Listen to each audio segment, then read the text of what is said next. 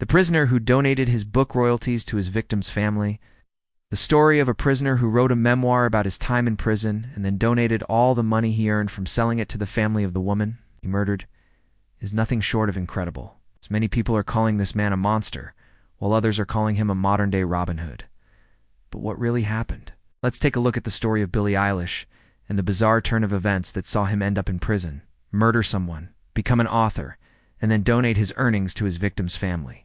Before we start, remember to hit the like button and subscribe for more amazing stories. Billie Eilish was born on January 26, 1983, and had a fairly normal upbringing in Detroit, Michigan. He lived with his mother, stepfather, and older brother. However, when Billie was only 12 years old, his father died. It appears that he was very close to his dad, and his father's death left a huge hole in his heart. The once well-adjusted kid started acting out, skipping school, running away from home, and drinking alcohol. Then, when he was just 14, his mother left his stepfather and took Billie and his brother in with her. This is when things really started going downhill. His stepfather hated him and often beat him, which led to Billie running away from home again. This time he was arrested for breaking into a house and stealing some food. He was sent to a youth detention center, but did not stay there long, because after 3 months he escaped and went on the run. When he was finally caught, he was charged as an adult and sentenced to 4 years in prison. In total, during his time in prison, Billie became increasingly violent. He was stabbed multiple times and even lost an eye in a fight. When he was released from prison, he became involved in drugs and joined a gang. Not surprisingly, he soon found himself back behind bars, this time serving 8 years for robbery. After his release, Billie tried to get his life back on track, got a job, and started seeing a therapist. But this did not last long, because he was soon arrested again.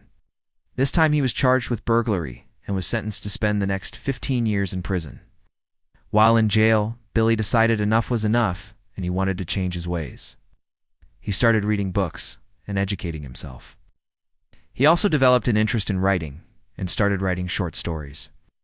At first, his stories were dark and violent, but over time they became more lighthearted. One day he met a fellow inmate named James who helped him develop his writing skills further. Together they came up with the idea of writing a book called Prison Stories, which would be based on their experiences in prison. Once Billie had served his sentence, he was released from prison and moved in with his sister. Not long after, he began working on his most famous work, which was a true story about his time in prison.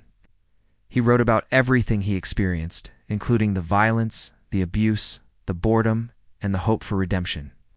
After spending 2 years writing, he completed his memoir and then sent it to various publishers. But no one wanted to publish his story. Finally, he met an editor who agreed to publish his book under one condition: he would have to write it under a pseudonym. So Billie used the name Curtis C. Ellis for his book.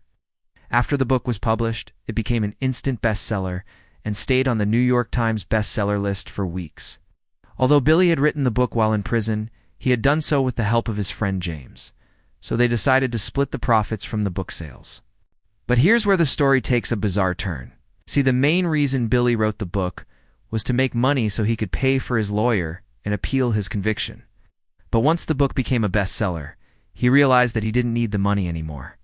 And instead of keeping the money for himself, he decided to donate it to the family of the woman he murdered. In an interview, he said, "I thought maybe I should give this money to the family. They don't know I'm alive. They will never know. They can't hurt me, and I have an opportunity to do something good." You see, in 1999, Billie had been convicted of murdering a woman named Laura Van Aken. He was 16 at the time and had been charged as an adult. During his trial, the prosecution argued that Billie had killed Laura because she had been dating his half-brother. Billie testified in his own defense and claimed that he had not committed the crime. But despite his claims, he was convicted of second-degree murder and conspiracy to commit murder and was sentenced to 25 years in prison. Now, before we continue, let's take a moment to look at the victim in this case, Laura Van Aken. Laura was a high school graduate who had a full scholarship to college. She worked as a waitress to help pay for her education. She was described as a kind and caring person who was always willing to help others. Now, back to the story. Billie was able to locate the family through the victim's brother, who he knew from prison. He sent them a letter explaining his situation and asking for their forgiveness. He also enclosed a check for $5,000, which was the first installment of the money he would be donating to them. In total, he donated $22,500 to the family, which was half of the money he made from writing the book. Laura's brother said that the money would help the family pay for a new headstone for Laura's grave. In an interview, Billy said, "I just wanted them to know that I'm sorry and that I didn't want them to think I was trying to profit from my crimes. I hope they can find it in their hearts to forgive me. I know I'll never be able to make up for what I did, but I wanted to try." Laura's mother spoke about the donation and said, "We were surprised and shocked. We didn't know anything about the book or that he was doing well. Couldn't believe he was making money off such a terrible thing. But then we thought maybe if he's giving us the money, then it's not all bad. We appreciate the money. It's nice to know that something good can come out of such a horrible thing." What's your opinion of Billy? Do you think he donated the money simply out of the goodness of his heart? Or was he hoping to reduce his prison sentence by showing remorse? Share your thoughts in the comments below. As for Billy, he has since been released from prison and is now a free man. However, he is still on parole and is required to wear an ankle monitor. He has also been banned from using social media and the internet. In an interview, he said that he is happy to be free, but he is also aware that he will never be able to escape the shadow of his past. He said, "I know I'll always be known as the prisoner who wrote a book about his time in prison, but I'm okay with that. I'm just grateful to be free." In fact, following his release, he started a foundation called Hope for Prisoners, which provides resources and support to prisoners who want to turn their lives around. Billy's story is truly remarkable. He went from being a troubled teenager who committed a heinous crime to becoming a successful author who donated his earnings to his victim's family. It is a story of redemption and forgiveness, as well as a reminder that no matter how dark things may seem, there is always hope for a brighter future. Following his release from prison, Billy decided to use his platform to advocate for prison reform. He has spoken out against mass incarceration and the death penalty, and has worked to help prisoners reintegrate into society. In an interview, he said, "I feel like I have a responsibility to speak out and help prisoners, because I know firsthand how difficult it is to reintegrate into society after spending so much time in prison. I also want to raise awareness about the need for prison reform, because our prison system is broken and in need of change." Some people have criticized Billy for speaking out about prison reform, arguing that he should not be given a platform because of the severity of his crimes. However, Billy has stood firm in his commitment to using his voice to help others. He believes that everyone deserves a second chance, and that prisoners are not simply disposable societal outcasts.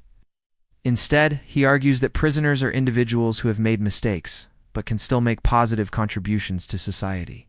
Billy's advocacy has led to increased calls for prison reform and has inspired other prisoners to pursue education and vocational training while incarcerated. He has also been invited to speak at universities and conferences on criminal justice reform. Despite the controversy surrounding his activism, Billy remains committed to his cause. He knows that he will never be able to erase his past, but he is determined to use his experience to make a positive impact on the world. Billy's story is a powerful example of the transformative power of education and the importance of second chances. It also highlights the need for compassion and understanding towards those who have made mistakes in the past. Whether or not you agree with Billy's views on prison reform, there is no denying that he is a remarkable individual who has overcome incredible odds to make something positive of his life. So what do you think of Billie Eilish? You think he deserved to be punished so severely for his crimes? Or do you think he has paid his debt to society and deserves a second chance? Share your thoughts in the comments below. Thank you for watching. You remember to subscribe for more amazing stories?